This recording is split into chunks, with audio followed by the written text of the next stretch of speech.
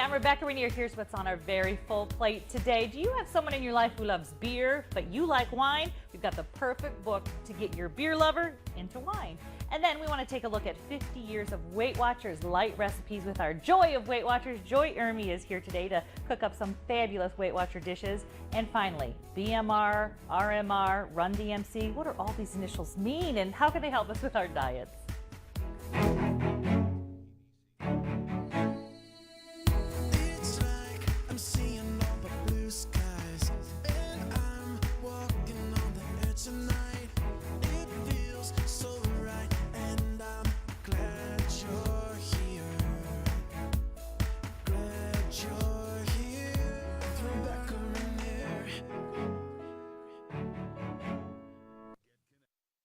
All right, like the song says, we're so glad you're here. Joining me today is a certified wine educator.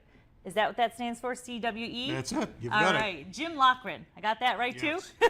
All right, we have a great book from him. This is, I think, the book. You wrote this with me in mind. I did. Take a look at this book. Actually, thousands, if not millions, of other ladies in this country who love This is wine. our situation, right? A beer drinker's guide to fine wine, right? To knowing and getting your husband to enjoy it. That's the key, right? Just breaking down the barrier so that everyone can be on the same page. Okay, so what's the key to that? What's the, this is a whole book on how to, what's the first step in getting the hubby? Well, I think the first thing is that you want to kind of discern the type of beer that hubby loves. All right, so if he likes a big, heavy, rich beer, he likes imperial stouts or things that are on that end of the spectrum, then you're going to have most success in introducing him to a big, heavy red wine, a tannic wine, a wine that some people would call very strong or very rich. Okay. On the other hand, if he likes pale ales and lagers and things of that nature, then probably a lighter wine, something with a little less body, a Dolcetto, Valpolicella. Okay, he likes Miller Lite. Like it's his job. No, just kidding. Kidding, honey. Well, then he would be a perfect guy perhaps for Pinot Noir. Okay, well this is Because good. it's light, it's tasty. I like a Pinot Noir. Yeah. So that could be your common point, at least to begin with. It could save our marriage, honey. Drink more wine. Okay, so you've got some wines here we wanted to talk about. Wine can be very intimidating because you see or read about people like yourself, such experts, and it feels like, do I need to be an expert to not seem like an idiot? Well, you don't, and the biggest mistake other people make is being intimidated by that. Expertise is baloney, it's just experience, Okay. like anything else. I do have experience drinking wine. There you go. Well, let's put some of your experience to use. How's that? Here's what I want to show you is that it's rather easy. Don't even turn your back now. Okay. I don't want you to see what's what and where's where. Okay. I'm going to pour you a little Chardonnay, which tends to be kind of buttery. So keep that in mind. Just remember, a little buttery, a little appley. Okay. And I'm going to pour you a Sauvignon Blanc.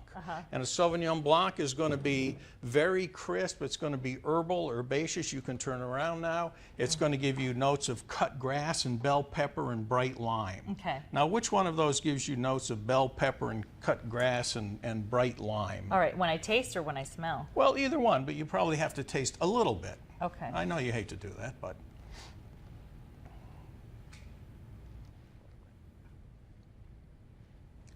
Okay, I got to try this one. Okay. Comparing. There you go.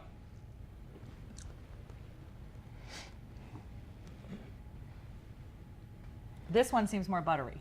You're absolutely right.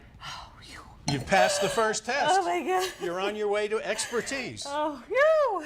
See, now, it's really, wine tasting is just a matter of knowing what the standards are. And I didn't think I liked Chardonnay better, but I kind of like the Chardonnay better. Well, that's all based on your own palate. New nickname, You know? Chardonnay Susie. Yes, So sir. it's I love just this. really a matter, so when people talk about buttery and appley, now you understand What because that you can means. relate to what that means in a wine. And so there's a reason for wine speak, and that's simply that in our language, we don't have a vocabulary for taste and aroma that's very effective. For instance, describe the taste of a blueberry. Well, it's blue. I don't know. I can't. Well, you don't, because we don't have words for that. Okay. My director just said put the wine down. Put the wines down. All right, let's move on to Let's the move on do we have to the another? next wines. We have another. We have He another just wants for me you. to save it for him. I know. The directors are all like that. Now you have to turn around again. Okay. All right. And All this right. time we're going to go for a couple of red wines. This is on the heavier end of the spectrum. And one of these is a Pinot Noir, which is light, strawberry flavors, very fruity. And the other one is a Bordeaux, which is going to be just a bigger, richer, drier, more earthy flavored wine. Okay. And here you go. You're ready? You're I'm ready ready. to drink. I'm ready to drink. It's like the Boy Scouts. Wait, no, that's not. Right. So again, one is earthy, dry, tannic, not a lot of fruit. The other one is light. I was told you have to, like, Strawberry-ish. if you're going to smell it, you need to, like, cover the glass. Is that effective? Well, you can cover Does the that glass, seem- or actually that's why people swirl. Swirling is not just a silly affectation, even though it looks like that. Right. But when you swirl, what you're doing is you're getting a lot of oxygen into the wine, and so you're releasing the aroma. So if you swirl and then stick your nose in, you'll really be able to smell it much better. This one seems like the Noir. You're right again. Yay! This is 2 for 2.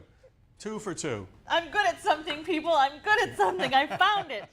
You found your calling. 44 years old, found my niche. You know, if this TV thing doesn't work out. It's really not either.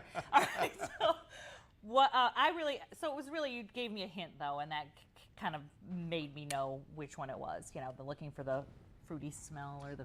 But that's the kind of thing that you learn, and if you drink with other wine drinkers and you're trying new things, you should have some expectation, because a wine should be what's called varietally correct. So if it's a Pinot Noir, it should taste like a Pinot Noir. Now it could be a great Pinot Noir or a not so great one, but it has common characteristics. Well, that's also in this. It's true for food too. If someone tells you this is a sweet dessert and it's not, your palate's Sure. confused and it doesn't. It's not Exactly, enjoyable. exactly. So I want to ask you a question though. When we talk about the book, I really love this concept and I love all the advice in here. But are there? You're saying what wines more beer drinkers will love? I mean, you're saying go with the heavy, if kind of a red, if you're into a. Yeah, I think first of all, you want the beer drinker just to kind of open up and be willing to experiment. Right. And that's how you get men. You say, aren't you willing to experiment? Aren't you adventurous? Right. So get them to be adventurous. Put They're their gonna think you're adventurous talking about palate something on. else, and that's Well, when you pull the big switch. There you go. You pull the bottle out at that point. Right. But typically, if your palate is attuned to a big, heavy flavor profile, you like that kind of thing generally, So it's as going a to be the wife, same. You need to kind of look and see what beer is he drinking, and you need to know Absolutely. your husband, and then we can move. Absolutely.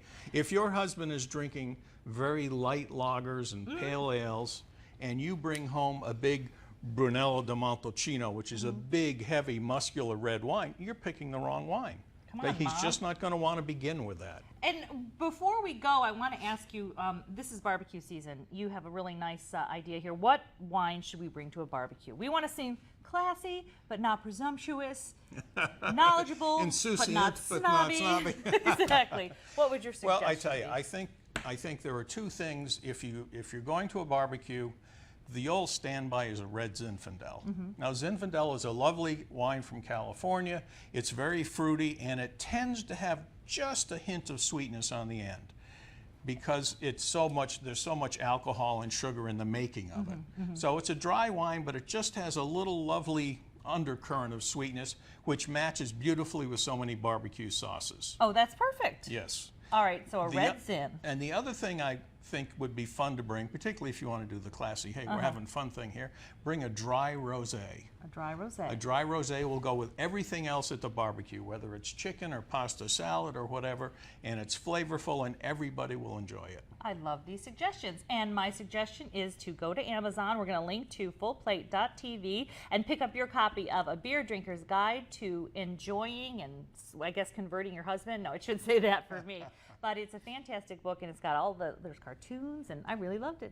Well, great. Thank you so much. It's been a Great joy. job. And we'll link it to fullplate.tv. When we come back, we're going to talk about those initials, RMR, BMR, Run DMC. That's our favorite group, There you right? go. Yes, absolutely. All right, stay with us. Thank you. That's great. I'm so glad.